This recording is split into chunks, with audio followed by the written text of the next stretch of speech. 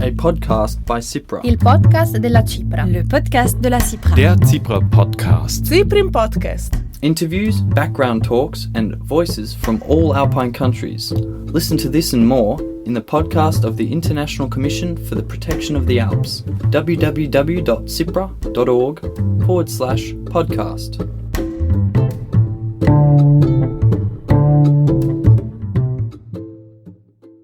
Welcome to another edition of our CIPRA Podcast.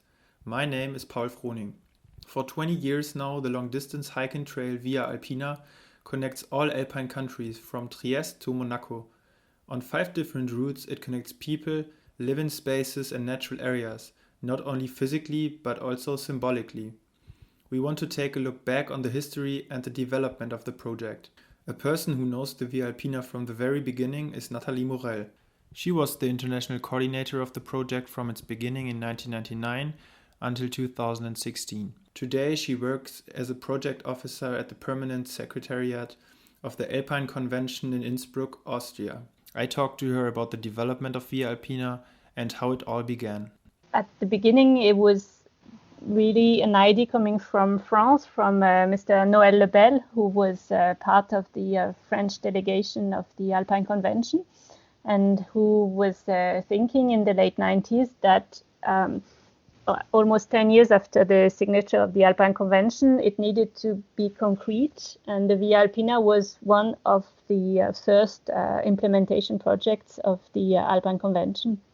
And the idea was based on the experience that the French organization, one of the French organizations he was working with, the Grande Traversée des Alpes, had in developing sustainable hiking tourism, also cross-border from on the French-Italian, French-Swiss border. The idea was, let's have something like that, but at the whole Alpine area, and some hiking trail which really is the symbol and the concrete entry, the portal to the hiking trails of the Alps. And so that was the idea. And obviously, since there were and there are many trails in the Alps, it was not the point of creating new tracks, but of linking together interesting parts of the national trails in every country. And it was a long process, but after a year, so in June 2000, so 20 years ago, we had the consensus of international partners to go on with these projects, and we had the name Via Alpina, which was chosen because it's referring to the common Latin heritage of the Alps and understandable in all languages. And then it was 2 more years until the trail was officially launched with defined stages and descriptions of the routes and signposting on the field. And would you say then, when you think of the first great achievement, what would you say was the first great achievement of the project? Yeah, the first great achievement was to get around the table the competent people and organizations from the 8 countries. That was the first one. And then the second, I would say, was when we had the trail, that we could really say Via Alpina exists. It's a physical reality. And then another, for me personally, very rewarding result. It's not just one, but a series of thank you messages from hikers who hiked on it and who said that they were so grateful that we made it easier for them to travel across the borders, and that it was so enriching and rewarding. And what would you say were the prerequisites for the success of the Via Alpina? The prerequisites were to have the competent people working together. And this is more complex than it seems, because hiking tourism, especially walking from one place to the other, requests a lot of different partners. It needs the public authorities, so the municipalities, but also at the larger levels, the provinces and regions and states, which have different competencies in the tourism development depending on the countries. Then we needed the experts in hiking, which are the Alpine clubs and mountain associations and hiking associations. And then we also need the tourism professionals. So that's from the people really who are going to host the hikers, so the mountain hut keepers and the hotel managers, and also up to the tourism promotion organizations. And we started from a situation where in France there was this association, Grande Traversée des Alpes, which existed for 40 years, and which was already an association of these three types of partners. So this was the cradle for the Via Alpina. And my task at the time was to identify similar partners in the different countries. And this type of cross-sectoral organization didn't exist. So in every country, we had to approach the administrations, the mountain associations, and the tourism organization and get them to work with us on this project. And this was big work, and it was successful.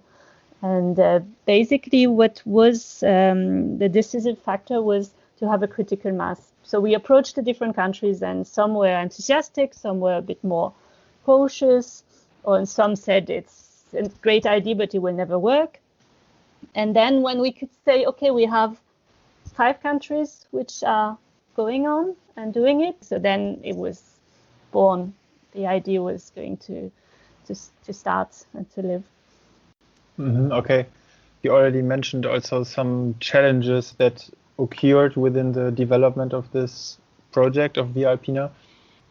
What are general difficulties of the project? I mean, you mentioned that it's hard to get the different stakeholders to the network, but also maybe today, do you see difficulties, challenges? It's always a challenge, obviously, and with a dimension like that. I mean, one challenge is to keep the interest everywhere, and we have very different situations. We have regions which are very well developed touristically and which really don't need the Via Alpina to have their tourism businesses running. Then we have, on the other end of the spectrum, we have remote valleys where there is nothing, or maybe there is one hut, and if ever this hut closes, there is no more contact possible. And in between, we have like the main target of the Via Alpina, which are regions which are away from the main tourism fluxes, but which have a minimum of self-organization already. So there is a minimum infrastructure for public transport, for accommodation, maybe a little shop or something, so we can work with them, and they really rely on projects like the Via Alpina to make these areas known. So the challenge is to maintain enough attention from these type of areas that we can have a continuity all across the Alps. And another challenge was that for the first about 10 years of the life of Via Alpina, we managed to attract European funds. And it was also an achievement because it was if you think 20 years back, it was the beginning of the cross-border programs, especially the ones going over the whole Alps. There was already a tradition of cross-border, French, Italian, Austrian, Italian, Swiss, German Interreg projects and programs, but it was still in the beginning, and it was one of the first projects to apply for the transnational transnational cooperation funds. And so for 10 years we had that, and then because these funds are meant to kickstart projects, then it ended. And it was because it takes time for a tourism offer to be known. It was only at that time that the Via Alpina was starting to be known amongst hikers, and especially amongst long distance hikers. After 10 years or even a bit less, it was getting known, and there were people hiking it and writing the reports, and it was the start of the blogs and so on. But it was too early for the authorities to see any economic results. And this, I think, was also maybe a a wrong expectation from the beginning that a project like the Via Alpina would bring tangible financial results, because it does contribute to the tourism business, and it can contribute in a large part, but it's very, very difficult to measure. And when you think then of funding, there is always a tendency to say, okay, the project should be self-sufficient, and so the tourism business, which benefit from it, should pay something. And if you ask a hotel manager, he cannot say how many people came for the Via Alpina, because people came maybe partly because they heard of the area about through the Via Alpina, but partly through something else. And maybe they walked for 2 days on Via Alpina, then they walked for 2 days somewhere else. And the people who really walk the Via Alpina from start to end, or even for a whole week, are still a minority, and they will always be a minority. So they are not the big economical impact. So it's more this dream factor I was mentioning at the beginning, that it's a project which is benefiting to the whole Alps in terms of making people want to come to the Alps and discover new places, but you cannot really count it so precisely. Okay, maybe one more aspect before coming a bit to a future perspective. How would you say has the Via Alpina changed over the past 20 years? I think it has not changed that much, and that's maybe what is missing. I mean, in a way, it's good because the trail is still there and it's here to stay.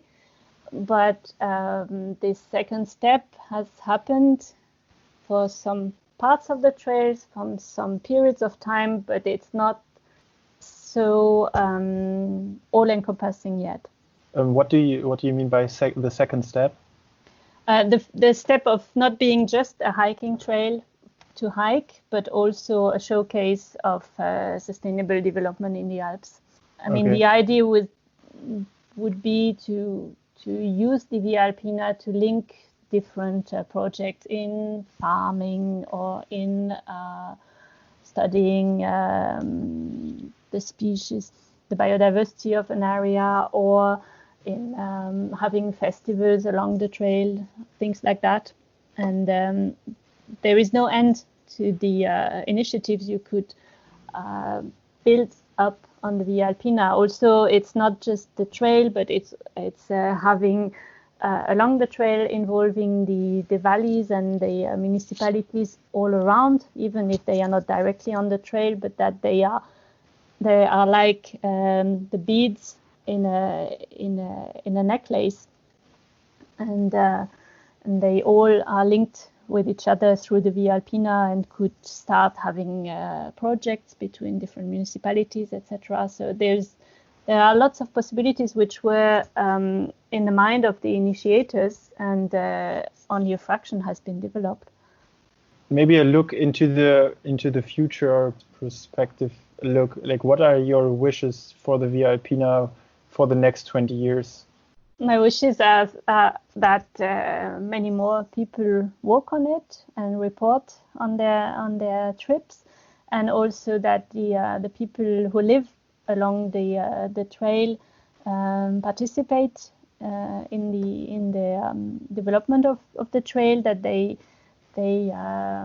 link up with their partners in different areas and in different regions, and that they own the trail more, that they really feel it is their trail, and it's something which links them with the neighbors in Slovenia and in France, and that they all can benefit a lot from exchanging and from communicating together with the colleagues and the people in the different Alpine areas. So I hope that there will still be a dynamic international secretariat, say CIPRA International. I hope that CIPRA will continue taking good care of the Via Alpina, and I hope that they will have lots of partners in the different countries to rely on for that. Thank you very much, Nathalie. Well, thank you very much, and good luck to CIPRA with the Via Alpina.